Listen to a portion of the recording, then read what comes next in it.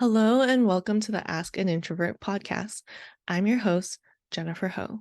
If you don't know me, I'm an introvert, and I'm a life coach who helps introverts take root into our natural personalities and lead by example to have the life that we want in a way that works for us. What that looks like for me personally is having friends all over the world, traveling every chance I get, and doing work that lights me up. What that looks like for this podcast, well, it's not going to be perfect. I'm going to stumble over my words at times. I'll lose my train of thought. And there will be long pauses. And rarely, if ever, will I be editing this podcast. Sometimes my energy might not match the level I'm currently at. It might be more. I'm giving myself permission to show up in whatever way I can. You can take what you need and leave the rest for someone else who needs to hear it. So today, we're going to talk about how to make friends without feeling like you have to go clubbing. This is for all of you introverts who prefer low-key activities and want to conserve your energy. And you still want friends. We'll explore different ways to make connections and build a circle of friends that fits your personality, your lifestyle, and your interests. Before we dive in, if you want your own personalized plan on how to make friends like this, you're invited to the Take Root private coaching program. It's a 3-month program designed for introverts to 1, build soft skills like using your voice, and 2, complete a specific life project, such as making 2 new friends in your city or initiating much needed difficult conversations at work. In Take Root, you'll know your exact next steps towards leading the life that you actually want to live, not the fake extrovert life you've been told to have. It's a safe space for you to stop pretending to be extroverted, stop forcing yourself to fake it to make it, and stop hiding behind a mask just to fit in. Instead, you get to start being your whole introverted self at work and at home. Book a call to learn more at byjenniferho.com/coaching, which is also linked in the show notes. Okay, now let's dive into the episode. Let's start with answering the question, why do introverts feel like we have to go clubbing to make friends? Why do we feel like that in the first place? I think because when we don't do things like clubbing, we think we're boring and we think nobody wants a boring friend. And introverts have a lot of excuses for why we can't make friends. If you've ever said to yourself, I'm not adventurous, I don't like partying, I don't like going out, no one wants to be friends with me, you're not alone. And that's a good and a bad thing. It hurts me to hear all of these statements because when I hear it from multiple people, that's confirmation for me that there are others who would like to hang out with you without going clubbing. But it also hurts me because these statements that lead up to the thought of no one wants to be friends with me, they're all excuses that trap you. Each excuse is one more layer, one more box, one more wall, one more condition that you can't check off, and you're using it to trap yourself in a lose-lose situation. You can't win if you're creating a situation where you need to like something that you don't, or if you have to force yourself to be impossibly extroverted, or if you think you're boring.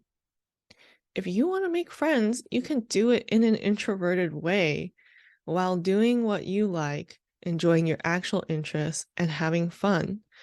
But you have to believe that your people are out there and they can't see and won't be able to find you if you don't start being exactly who you want to see in the world. That's why, for me, it's important to let the world know that I'm an introvert and I'm open about how much alone time I need, and I look for friends who already get it. I don't want to have to explain myself or justify my way of being. This is how I am. And I really mean it when there are people out there who are craving to have a friend like you. To make friends, you don't have to be extroverted. You don't have to power through activities that drain your social battery. And you don't have to force yourself to be on all of the time. You don't even have to limit yourself to where you are right now. You can make your friends anywhere. I know it's easier said than done. There's a lot of pressure to conform to societal expectations, but that's exactly what they are. They're just expectations, and you can break free from them. You get to decide what your friendships look like. And I think that can start with you playing to your strengths. Um, we think, oh, introverts can't make friends because we can't put ourselves out there, or it's easier we wait for an extrovert to adopt us. But you've got some things that are natural to you that people are going to want in a friend. I think the feeling that you need to like certain things or be a certain way is driven by that little perfectionist in each of us. And I'm asking you to please stop obsessing over how to be the perfect friend. You can't be everything for another person. For example, like one common expectation that introverts have of themselves is to be available all of the time. That's impossible. Where did that expectation even come from? Just because you respond to my text right away doesn't make you a good friend. There's so much more to it. In fact, my best friend is extremely loyal and supportive, and she's always there for me. But that often looks like her answering my urgent FaceTime call when she only has 1% battery left on her phone. Does that make her a bad friend? No, it just means she doesn't charge her phone enough. And that understanding that I have for my friend is the kind of understanding that we each need to apply to ourselves. And then the other thing is we can break down the belief that making friends has to happen a very specific way. Like you have to go clubbing to make friends. When you think about when you think about what you want and only giving it one possibility for it to happen, that's the only way it can come to you. And so you'll miss out on other ways that you can make friends. For myself, until the pandemic, I actually didn't think about making friends online. I had just held on to this belief that it wasn't safe, which came from my mom. And she's always said it's dangerous to make friends online, as a mom should. And I never really questioned it, but a couple of years ago, I realized that she doesn't even take her own advice. We went on a trip to Portland and she wanted to meet up with one of her friends. And I realized it clicked for me that she met this woman online. Her friend is a food blogger and she wanted the secret part of the recipe. So she reached out to this woman in Portland, and for a decade, they've been sending each other food in the mail. I think that sounds way more high risk than any of my online friendships. We don't send each other food like that. And we usually think about making friends in a really extroverted way, but making friends online really let me play to my introvert strengths.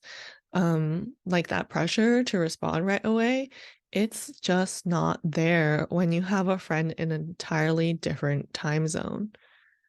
So I really encourage you to challenge the expectations that you're placing on yourself. And one really great way to do that is to figure out what kind of friend you want to be, which will also inform what kind of friends you want to have. So now you're probably wondering, how do I figure out what kind of friends I want to have? For me, this question was pretty easy to answer. There's an easy part and a hard part. And the easy part was I had already spent a lot of time daydreaming and imagining what my friendships would look like. And at different stages in my life, repeatedly, I have imagined having friends who get me. And a couple years ago, I was particularly focused on imagining having friends all over the world, not just locally. And I wanted to have friends who would travel with me, meet up with me in different countries, and do photo shoots with me. I imagined and imagined and imagined, and my imagination showed me exactly what I wanted so that I knew what to look for.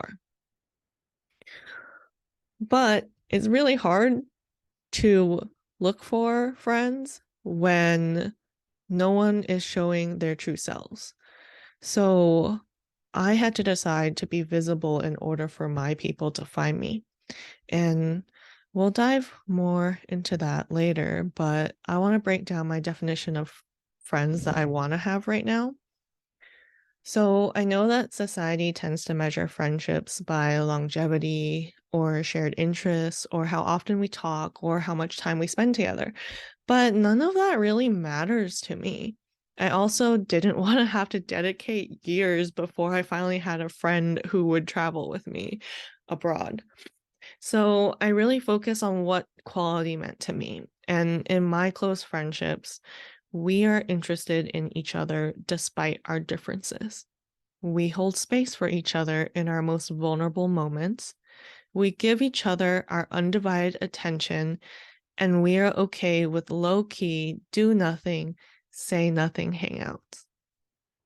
Having this definition of what kind of friends I wanted to have and what kind of friend I wanted to be, that's when my closest and best friends came into my life.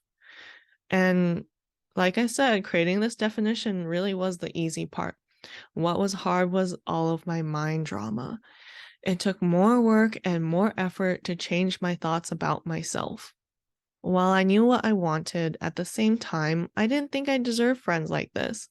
And then I realized something else about all of those expectations that we place on ourselves and how we beat ourselves up.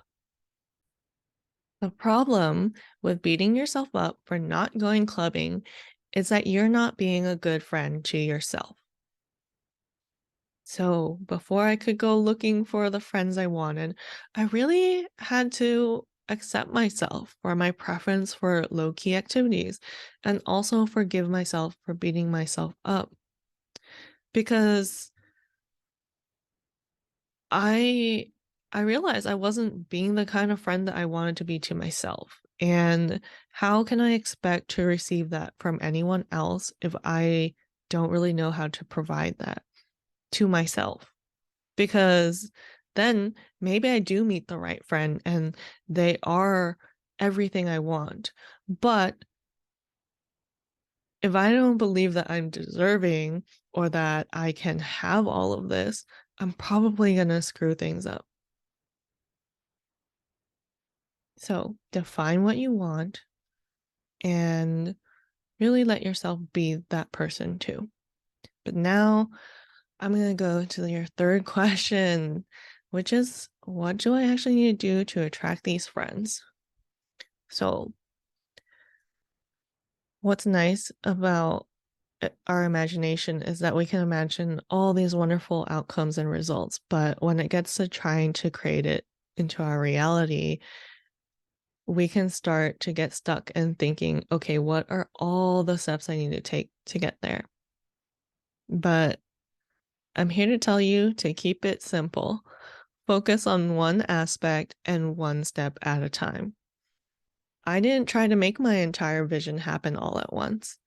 My first one next step was to pick one thing from my big vision to work on. And I chose to focus on friends all over the world. And I got more specific, friends in Asia. And thanks to the internet, um, this was really easy. One of the so I met so many friends in Asia, Hong Kong, Malaysia, Singapore. And it's funny how they all started to gather in Singapore too. And it just made it clearer for me that that's where I needed to go. Um, I want to add here that it was really easy to have conversations because the time zone differences established an immediate like this immediate mutual understanding where we don't have to respond right away. So I did get more time and space to practice conversation and like I'm not going to spend a whole 8-12 hours thinking of a response, but it did give me space to be more thoughtful when I did want to have deeper conversations. And This really made me feel like I had some extra permission to just be myself. And it made me realize that, oh, these communication patterns work for me. And now that I know that, I can share that with other people, even if we're in the same time zone. Um, and after deciding on this focus, to make friends in Asia, I picked Instagram as my platform to connect with people. And using hashtags and following new people each day, I would watch their stories. And when I had some genuine comment that I was excited to share or a curious question that I had to ask, I just DM'd them. I showed real interest. I didn't force it, but I did allow myself to say things without editing myself. It was really important for me to be able to be me. Before I went on this mission of making these new friends across the world, I already had a best friend. And me being me is how I have her in my life. It's so interesting. We're almost like on the same wavelength because we've been friends for so long. We don't live in the same city and we see each other maybe every 2 months at best. But when we do meet up, like the weirdest things will happen. Like once we found out that we owned the exact same white sneakers without ever having talking about buying them. There's so many freaking white sneakers on the market. How does that even happen, right? And what's even more mind-boggling is it's not just the sneakers. Sometimes it's things we see on Instagram. And um yeah, yeah. I just like to have a friend on the same wavelength as you. I really think if I didn't, if I could just kept like if I had walls up with this friend and I didn't express who I really was, we wouldn't be able to find our similarities in order to celebrate them. But then I would never feel close to her. You you can't feel close to someone if you distance yourself from them, right? So, yeah, me being me is how I have a best friend on the same wavelength as me.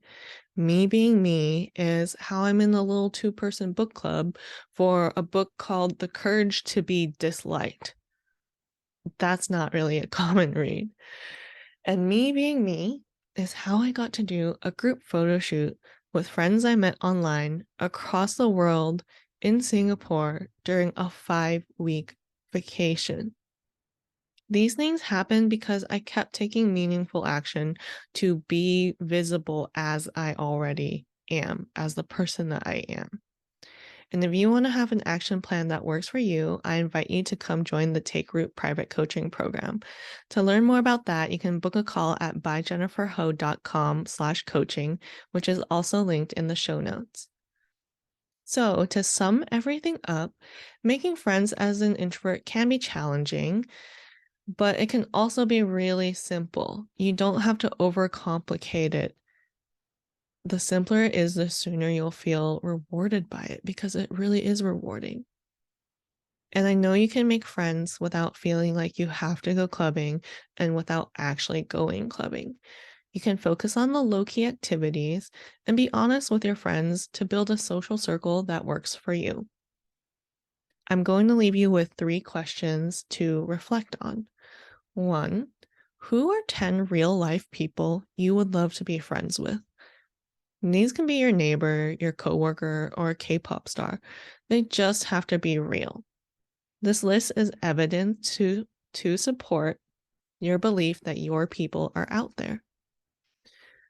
Question 2, what kind of friend might these people want and need? And in what ways are you that friend?